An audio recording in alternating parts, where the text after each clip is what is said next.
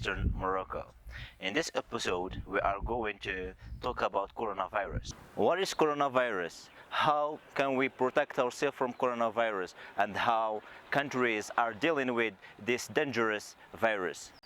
All these questions and more will be answered by Abdjbar. Stay with us. Abdjbar, student in Qadiyat University. Welcome. Abdjbar, we know that coronavirus was identified in the 1960s and later disappeared. My first question is, what is coronavirus?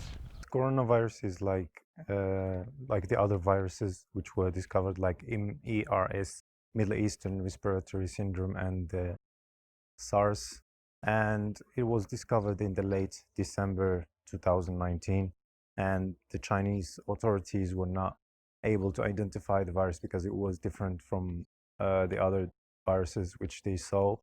So in the early January, they decided to cooperate with the authorities to find a cure and to alert the world of this pandemic.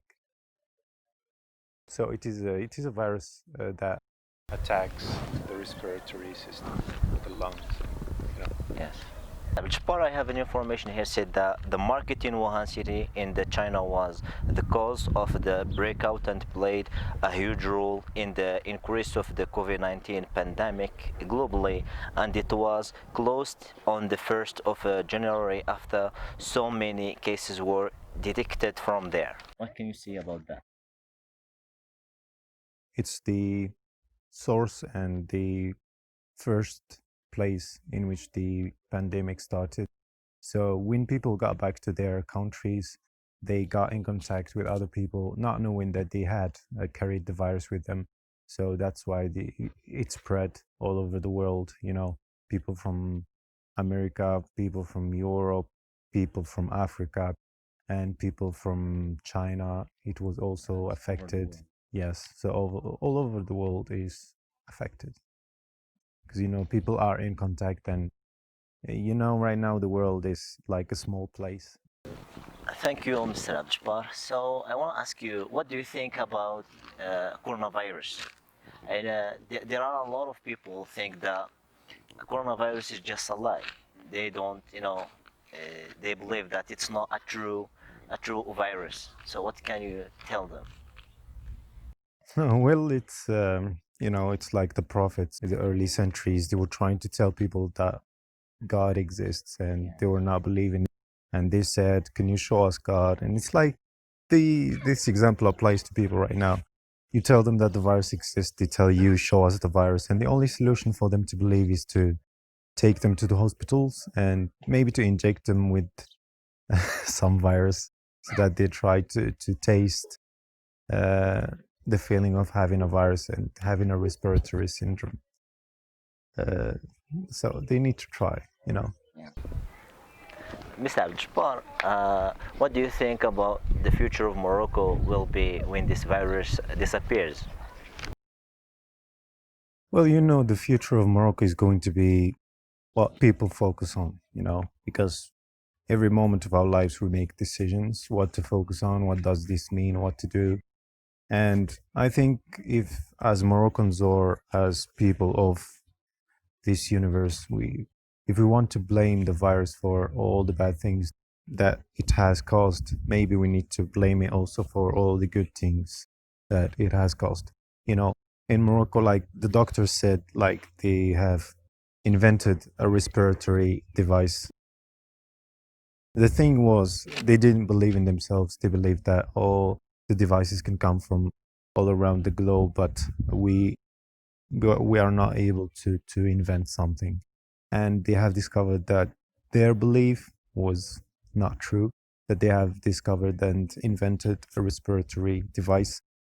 And also many companies have started to work from home, like they have decided to cancel going to place of work, like Twitter, for example, and many other companies. People had the chance to pause a little bit. Every day in life we go busy, busy, busy, busy until we sleep and we wake up and it's always busy. And we had a chance to press pause and to reflect on ourselves and to decide where we want to go, where uh, did we come from, and which way to go. So the future is going to be better. I believe it's going to be better than if Corona hasn't happened. So that's Mr. Abdul I want to ask you as a university student, do you think that studying at home is the same as studying in class? No, I think they are completely different. Both of them have disadvantages and advantages. If you study in class, you get to see the professor, and if you don't understand something, he explains to you or she explains to you. And you don't get to record the whole course unless the professor has a copy or something like that. And if you study at home, you get to have the whole time for you. The lessons are sent to you or the courses are sent to you. And the professor is not there to explain to you. So if you have any problem, you have to contact one of your friends or classmates. And both of them have advantages and disadvantages, and that's how it goes. Mr. Abdul what are the majors you have taken as a student?